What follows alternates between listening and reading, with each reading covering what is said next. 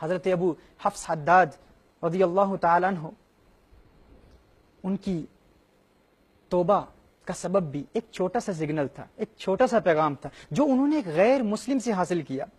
حضرت ابو حفص حداد رضی اللہ تعالیٰ عنہ یہ بھی ایک حسین عورت کے عاشق ہو گئے تھے، اور اس کے عشق میں انہیں نیند نہیں آتی تھی، راتوں کا قرار چین لٹ چکا تھا۔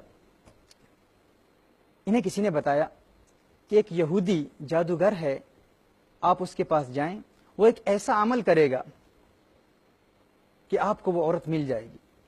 یہ اس یہودی جادوگر کے پاس جاتے ہیں، اسے کہتے ہیں کہ مجھے فلاں عورت سے بہت محبت ہے، میں چاہتا ہوں کہ کسی طرح وہ عورت مجھے مل جائے۔ یہودی جادوگر نے کہا اس کا حل یہ ہے کہ آپ 40 دن اللہ کو یاد نہ کریں اور کوئی نیک عمل نہ کریں، کوئی عبادت نہ کریں، 40 دن بالتواتر آپ نے کوئی نیکی نہیں کرنی۔ انہوں نے حامی بھرتے ہوئے کہا ٹھیک ہے، میں کوئی نیکی نہیں کروں گا۔ 40 دن کے بعد اس جادوگر کے پاس واپس تشریف لائے، اس نے کہا 40 دن کوئی نیکی نہیں کی؟ آپ نے فرمایا بالکل کوئی نیکی نہیں کی۔ اس جادوگر نے عمل شروع کیا، لیکن وہ عمل کرنے میں کامیاب نہ ہوا۔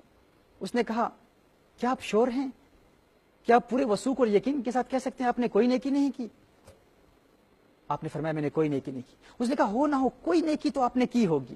آپ نے فرمایا کوئی قابل ذکر نیکی اس وقت تو مجھے یاد نہیں ہے، لیکن اتنا یاد ہے ایک مرتبہ ان 40 دنوں میں گلی میں گزر رہا تھا تو رستے میں ایک پتھر تھا، تو اپنے کسی مسلمان بھائی کو اس پتھر کی تکلیف سے بچانے کی خاطر اس پتھر کو میں نے ایک طرف کر دیا تھا کہ اس سے کسی مسلمان بھائی کو تکلیف نہ ہو۔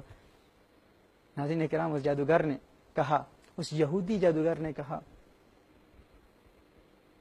کہ ہے ابو حفص، تو نے ایک عورت کی محبت میں، فقط ایک عورت کی محبت میں تو 40 دن اپنے رب کی عبادت سے محروم رہا۔ تیرا وہ رب کہ جس نے تیری اس ایک ادا کو مقبولیت کا ایسا درجہ دیا، تیری ایک ادا، تیرا ایک ادنا عمل، تیرا ایک چھوٹا سا عمل تیرے رب کو اتنا پیارا لگا کہ تیرے رب نے تجھے ایسے مقام پر فائز کر دیا، اس عمل کو ایسا مقبول کر دیا کہ میری مدتوں کی محنت اور میرا مدتوں کا جادو آج ناکام ہو گیا ہے، اور ایک عورت کی محبت میں تو نے 40 دن اس کریم رب سے جدائی اختیار کر لی، اس کریم رب کی عبادت سے محروم ہو گیا۔